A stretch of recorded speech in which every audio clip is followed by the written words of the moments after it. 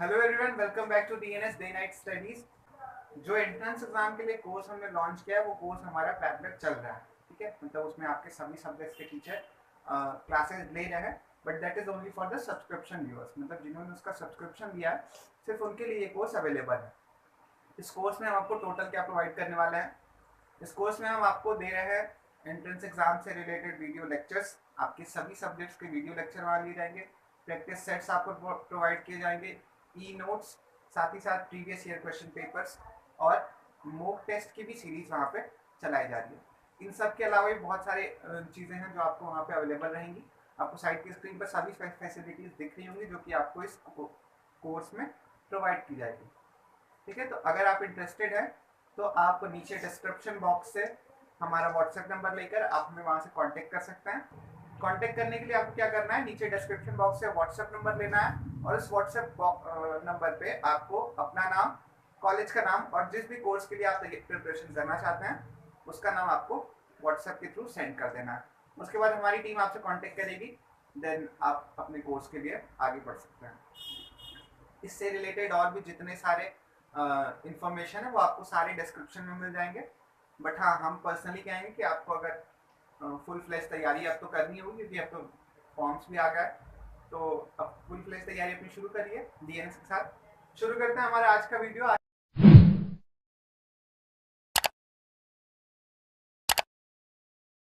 इसमें हम सब कुछ जानेंगे यूपी कॉलेज के एग्जाम से रिलेटेड। ठीक है, क्या क्या देखेंगे आज के वीडियो में हम? सिलेबस देखेंगे, पैटर्न देखेंगे, नंबर ऑफ क्वेश्चंस, आपके एंट्रेंस पैटर्न में कौन कौन सी चीजें रहेंगी, नंबर ऑफ क्वेश्चंस रहेंगे आपके और कौन कौन से सब्जेक्ट्स हैं वो सब कुछ देख लेंगे। नंबर ऑफ सीट्स आपकी यूपी कॉलेज में कितनी है, कट ऑफ क्या होगा आपका, and the last is admission fees और काउंसलिंग के डॉक्यूमेंट्स क्या क्या होते हैं। तो हम इसमें सब कुछ समझेंगे। इसके साथ साथ हम ये समझेंगे कि आपको वेटेज किन किन चीजों का मिल सकता है। जब आप फॉर्म अप्लाई कर रहे हो तो आपको किन किन चीजों का वेटेज मिलेगा और क्या क्या चीजों को ध्यान में रखना है जब आप फॉर्म को अप्लाई करने वाले हो। तब शुरू करते हैं। सबसे पहले देखते हैं कि पैटर्न क्या है आपके एग्जाम का।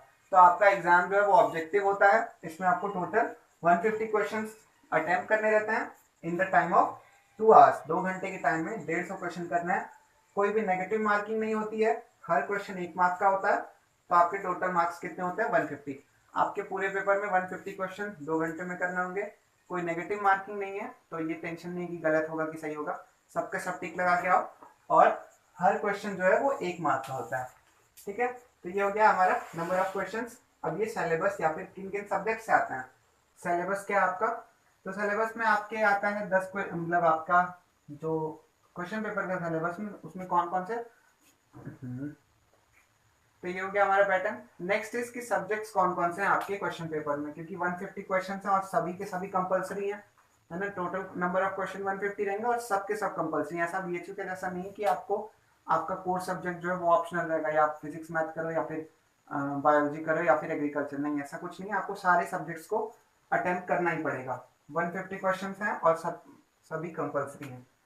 आपके 10 क्वेश्चन किससे होते हैं? रीजनिंग से होते हैं, है ना। और ये रीजनिंग का लेवल बहुत हाई लेवल नहीं होती। रीजनिंग बहुत ही इजी सी रीजनिंग होती है, बट यूपी कैटेट से अच्छी खासी रीजनिंग होती है। यूपी कैटेट में तो खैर छोड़िए। 20 क्वेश्चन फिजिक्स के रहते हैं आपके, 20 मैथमेटिक्स के होते हैं। ठीक है, तो अगर आप मैथ्स के स्टूडेंट हो तो आपका तो ये कोर सब्जेक्ट है, ये बिल्कुल स्ट्रांग होना चाहिए। उसके बाद आते हैं 40 क्वेश्चन एग्रीकल्चर के, है ना। अगर एग्रीकल्चर के हो तो आपका एग्रीकल्चर बिल्कुल स्ट्रांग होना चाहिए। 40 में आप कोशिश करो कि 35, 37 या 38 क्वेश्चन कम से कम सही करो। और अगर आप मैथ या बायो से हो तो भी आप 1-2 महीने अगर आप एग्रीकल्चर पढ़ते हो तो आप इसमें से 30 क्वेश्चन या फिर 25 क्वेश्चन तो ईजिली कर लोगे। Next is chemistry. केमिस्ट्री से आपके 20 क्वेश्चन रहते हैं, है ना। और बॉटनी एंड जूलॉजी दोनों से ही आपको 20 क्वेश्चन दोनों से आपको मिलेंगे। तो अगर आप बायो के हो तो आपको ऐसा नहीं कि किसी सब्जेक्ट का भेदभाव किया गया है। बायो के हो तो आपको बॉटनी जूलॉजी बिल्कुल अच्छे से आना चाहिए। दोनों को जोड़ के इतना नंबर ऑफ क्वेश्चन हुआ 40। मैथ से हो तो फिजिक्स मैथ अच्छे से आना चाहिए। दोनों को जोड़ के कितना हुआ 40। एग्रीकल्चर के लिए अकेले 40। तो तीनों ही सब्जेक्ट्स के स्टूडेंट के लिए ईजी है, अच्छा है। अगर आप अपना 40 में से 35 कर लेते हो, ठीक है, 10 क्वेश्चन आप इसके कर लेते हो, रीजनिंग के कर लेते हो और मान लीजिए 20 है तो 18 क्वेश्चन यहाँ से कर लेते हो केमिस्ट्री में से, है ना। तो ये टोटल कितना हो जाएगा आपका 13 3 1 5 63 क्वेश्चन हो गए आपके अपने कोर्स सब्जेक्ट से। तो अगर आप इसमें थोड़ा सा भी इधर उधर कर लेते हो, लगभग 20 क्वेश्चन दूसरे सब्जेक्ट से कहीं से भी ले लेते हो, तो आपका एडमिशन कोई रोक नहीं सकता है। ठीक है, तो आपको क्या करना है इसमें कि अपना सब्जेक्ट बिल्कुल स्ट्रांग रखना है और कोशिश करनी कि दूसरे दो सब्जेक्ट्स हैं, मतलब दूसरे जो 80 नंबर के क्वेश्चन हैं उसमें से एटलीस्ट आप 20 क्वेश्चन को सही कर लो। एग्रीकल्चर में तो भी फिजिक्स कर ही लोगे और बॉटनी जूलॉजी की हो तब भी फिजिक्स कर लोगे, है ना। तो कुछ बहुत मुश्किल सा नहीं है यहाँ के पेपर में। नंबर ऑफ क्वेश्चन हो गया आपके एंट्रेंस एग्जाम में। अब नंबर ऑफ सीट्स कितनी है आपके पास, टोटल नंबर ऑफ सीट्स हैं 150 सीट्स। इसी में आपके रिजर्वेशन भी आते हैं, दैट इज SC ST का रिजर्वेशन, OBC का रिजर्वेशन, ठीक है, EWS कैटेगरी का रिजर्वेशन, उसके अलावा है फ्रीडम फाइटर का रिजर्वेशन और स्पोर्ट्स कोटा के बच्चों के लिए रिजर्वेशन है। तो ये सारे रिजर्वेशन मिला के टोटल आपके पास 150 सीट्स हैं, है ना। ठीक है, नेक्स्ट हम देखेंगे कि कट ऑफ क्या है आपका। यूपी कॉलेज के पेपर में आप अगर जनरल कैटेगरी से बिलोंग करते हो तो अभी तक तो ये था कि नहीं 80 मार्क्स से तो आपका हो जाएगा, ठीक है। लेकिन जब लास्ट ईयर का जो पेपर हुआ उसमें कट ऑफ आपका काफी हाई गया, तो उसके अकॉर्डिंग अगर देखा जाए तो अगर आप जनरल कैटेगरी से हो तो आपको मिनिमम 85 लाना ही पड़ेगा। 85 से 2-3 मार्क्स अगर ऊपर हो ना तो फिर सेफ जोन में हो, हाँ एडमिशन हो जाना चाहिए आपका। जनरल कैटेगरी से अगर बिलोंग करते हो तो, नहीं भी करते हो दूसरी कैटेगरी से भी हो तो सेफ जोन में रहने में क्या फायदा। आप एटलीस्ट कोशिश करो कि 85 to 90 क्वेश्चन तक अटेम्प्ट कर पाओ। ओबीसी से हो मिनिमम 80, ओबीसी और जनरल कैटेगरी के मार्क्स में ऑलरेडी डिफरेंस नहीं है, 3-4 मार्क्स का डिफरेंस है, तो आप 80 कोशिश करो कि लेके आओ या फिर 78 75 से 80 के बीच में आप रहो। SC ST से बिलोंग करते हो तो आप 70 अबव रहो, तो आपके लिए बहुत सफिशियंट है, आपको एडमिशन मिल जाएगा आसानी से। इसके अलावा भी बहुत सारे वेटेज होते हैं, जैसे कि हाँ ये वेटेज वाला जो पोर्शन है जब आप फॉर्म फिल करोगे ना तो इसमें बहुत ध्यान दे के इसको फिल करना। वेटेज किसको किसको मिलता है, जैसे अगर आप प्रीवियसली यूपी कॉलेज से पढ़े हुए हो, जैसे आप अगर उदय प्रताप पब्लिक स्कूल से पढ़े हो, उदय प्रताप इंटर कॉलेज से पढ़े हो, या रानी कुमारी बालिका से पढ़े हो, या आपकी कोई और डिग्री यूपी कॉलेज से ही है, डिग्री कॉलेज से ही, तो अगर आप वहां से हो तो ओल्ड बॉयज नहीं, तो आपको वहाँ पे 5 मार्क्स मिलेगा ही मिलेगा। उसके अलावा अगर आपकी फैमिली मेंबर कोई पढ़े हुए हो यूपी कॉलेज के किसी भी यूनिट से, टोटल 5 हैं, है ना, तो उनमें से कहीं से भी कोई पढ़ा हुआ हो तो आप उसका भी वेटेज ले सकते हो, 5 मार्क्स का वेटेज उससे भी मिलता है। ओल्ड बॉयज एसोसिएशन करके आपको ऑप्शन मिलेगा आपके फॉर्म को फिल करते हुए, आप उस पर टिक करो। और वहाँ पे प्राचीन छात्र भवन है, प्राचीन छात्र भवन से आपको उनका रिजल्ट दिखाना होगा जिनका भी आप वेटेज ले रहे हो। एक और चीज कि उनको पास आउट हुए भी मिनिमम 2 साल हुआ हो जाना चाहिए, मतलब जिस अगर आप अपने भैया के का ले रहे हो, दीदी का ले रहे हो, पापा मम्मी का हो तो होगा तो ऑब्वियसली 2 साल से ज्यादा ही हो गया होगा।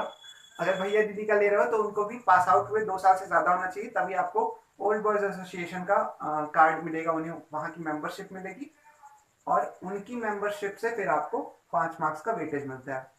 इसके अलावा अगर आप एनसीसी आपने किया है तो तो भी आपको मिलेगा। अगर सी सर्टिफिकेट है तो शायद 5 मार्क्स का मिलता है, और बी सर्टिफिकेट है तो 3 मार्क्स का आपको वेटेज मिलता है।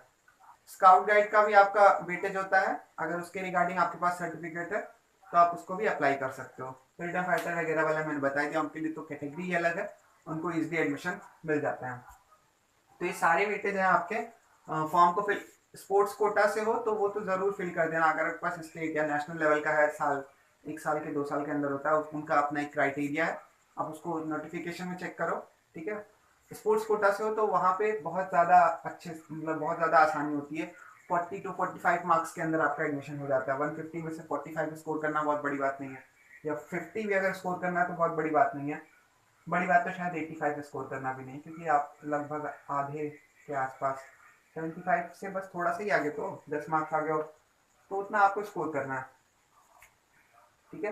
तो ये सब कुछ फॉर्म फिल करते वक्त ध्यान देना कि अगर आप प्रीवियसली वहाँ से पढ़े हुए हो उसको टिक कर देना, अगर आप घर से कोई पढ़ा हुआ है तो उसको टिक कर देना, साथ ही साथ अपना ओल्ड बॉयज एसोसिएशन का कार्ड भी बना लेना, क्योंकि अगर वो नहीं होगा काउंसलिंग के टाइम पे तो वो आपका माना नहीं जाएगा, आपका फॉर्म जो है उसको डिस्क्वालीफाई कर दिया जाएगा, ठीक है। Next is admission fees and counselling. तो एडमिशन फीस जब आप एडमिशन लेने जाते हो नियर अबाउट 7,300 लगती है रुपीज में, INR इंडियन नेशनल रुपीज में। देन सेकेंड ईयर से आपकी फीस कुछ कम हो जाती है 6,200 के आसपास। तो फीस भी बहुत ज़्यादा नहीं है और ये फीस वापस भी आ जाती है अगर सक्षम जो है उसके लिए एलिजिबल हो तब तो ठीक है, मतलब गवर्नमेंट जो स्कॉलरशिप देती है उसके लिए एलिजिबल तो ठीक है। उसके अलावा कॉलेज का जो मैनेजमेंट है उसकी तरफ से भी स्कॉलरशिप दी जाती है गरीब बच्चों को। BSc एग्रीकल्चर में एडमिशन लेते हो तो वहां पे एक मंडी परिषद की स्कॉलरशिप भी आती है। मंडी परिषद की स्कॉलरशिप में आपको मंथली 3,000 रुपीज दिए जाते हैं। ये काफी अच्छा खासा अमाउंट होता है। एनुअली इसको ट्रांसफर किया जाता है, मतलब आपको पूरे साल का एक साथ ट्रांसफर किया जाएगा नियर अबाउट 36,000। तो ये तो काफी अच्छा हो गया एक स्टूडेंट के लिए, तो इतना बहुत होता है ना। तो मंडी परिषद की भी स्कॉलरशिप है, गवर्नमेंट की भी स्कॉलरशिप है और जितनी जो कॉलेज का एडमिनिस्ट्रेशन है वो भी आपको स्कॉलरशिप प्रोवाइड करता है। तो फीस की तो कोई चिंता ही नहीं है। और अगर आप एलिजिबल नहीं हो इन स्कॉलरशिप के लिए तो वैसे भी आपको चिंता नहीं होगी, मतलब आपका 2 लाख से ज़्यादा इनकम होगा या फिर 8 लाख से ज़्यादा, तो फिर तो चिंता करने की ज़रूरत ही नहीं है। काउंसलिंग डॉक्यूमेंट क्या क्या लगता है आपके पास? टोटल 7 काउंसलिंग डॉक्यूमेंट्स होने ही होने चाहिए। फर्स्ट इज TC होनी चाहिए आपके पास, आपके प्रीवियस स्कूल से ट्रांसफर सर्टिफिकेट है ना, स्थानांतरण पत्र बोलते हैं शायद उसको। 10th और 12th की मार्कशीट होनी चाहिए। 10th की मार्कशीट से आपका डेट ऑफ बर्थ चेक किया जाता है और 12th की मार्कशीट में आपके मार्क्स चेक किए जाते हैं। इनकम सर्टिफिकेट होना चाहिए आपके पास, मतलब आय प्रमाण पत्र, कास्ट सर्टिफिकेट। अगर आप जाति SC ST या OBC से बिलोंग करते हो, अगर आपने उसको एप्लीकेबल किया है तो आपको जाति प्रमाण पत्र भी लेके जाना होगा। जनरल कैटेगरी से बिलोंग करते हो तो कोई जरूरत नहीं। EWS से बिलोंग करते हो तो भी लेके जाना होगा। रेजिडेंस निवास प्रमाण पत्र। अदर स्टेट कोटा से भी एडमिशन होते हैं यूपी कॉलेज में। जो 150 है इसमें 5% जो है अदर स्टेट कोटा है, तो उससे भी एडमिशन होता है अगर आप बिहार वगैरह से बिलोंग करते हो। मतलब मैक्सिमम बच्चे तो अदर स्टेट के बिहार के ही आते हैं। वहां से बिलोंग करते हो तो आपके पास निवास प्रमाण पत्र होना चाहिए, निवास प्रमाण पत्र होना चाहिए। Fourth and the most important, मतलब हम तो कहेंगे कि मोस्ट इम्पॉर्टेंट है, बच्चे इसको ध्यान नहीं देते, आपका एडमिट कार्ड।